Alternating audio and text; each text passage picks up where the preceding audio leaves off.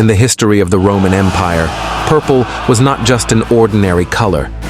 The color produced from the extraction of dye from sea snails became a symbol of power and luxury for nobles and imperial officials.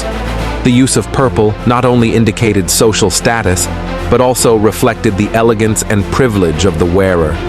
This elegant combination of power and elegance is what makes purple so special in the culture and history of the Roman Empire. The origin of the color purple. The story of the color purple begins with its creation, a process that was laborious, complicated, and also required special skills. Unlike today, where colors are produced synthetically, the ancient method of producing purple, specifically Tyrian purple, involved the use of sea snails. So, when did the color purple gain its place among the Roman nobility? The method of creating turquoise purple was invented by the Phoenicians, a civilization renowned for their expertise in dyeing and trade.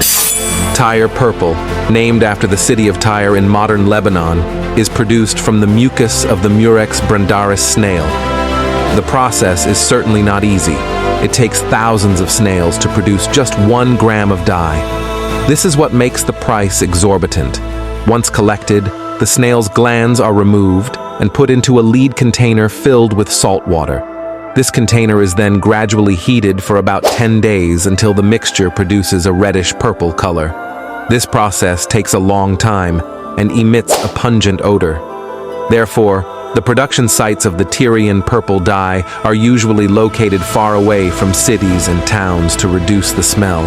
A legend recorded by Greek scholar Julius Pollux in the 2nd century AD tells of its discovery by the Phoenician god Melkart. Once upon a time, Melkart, while walking on the beach with his dog and the nymph Tyros, discovered the dye when his dog bit into a sea snail, turning his mouth purple.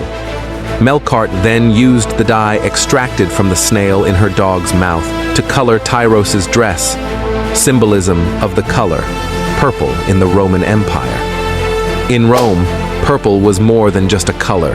It was a marker of imperial authority and divine favor. The Roman Senate restricted the use of purple to the emperor and members of the imperial family, a law that underscored the color's association with power and prestige. In fact, it was said that if any commoner dared to wear purple, they were considered to be breaking a serious law and were threatened with death. This exclusivity was reinforced by the high cost of purple clothing, which only the most powerful or wealthy could afford. In equal amounts, half a kilo of Tyrian purple has a higher price than gold. The main use of Tyrian purple is for dyeing textiles, especially the high-quality fabric known as dibafa. Over the centuries, the Roman state took extraordinary measures to monopolize the production of purple dye, dedicating its use exclusively to the emperor. The legacy of the tawny purple color extended beyond the Roman Empire, influencing the fashion and politics of subsequent civilizations. Although Rome had fallen, the allure of purple continued, with the color remaining a symbol of status and authority in many societies. In the Byzantine Empire, purple signified an imperial monopoly. It was also used for important imperial documents, marking those who wore it as high-ranking officials or bishops.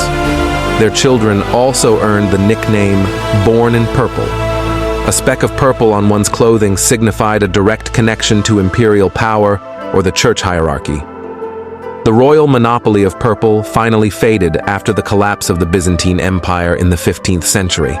However, the color only became widely available in the 1850s, when synthetic dyes first hit the market.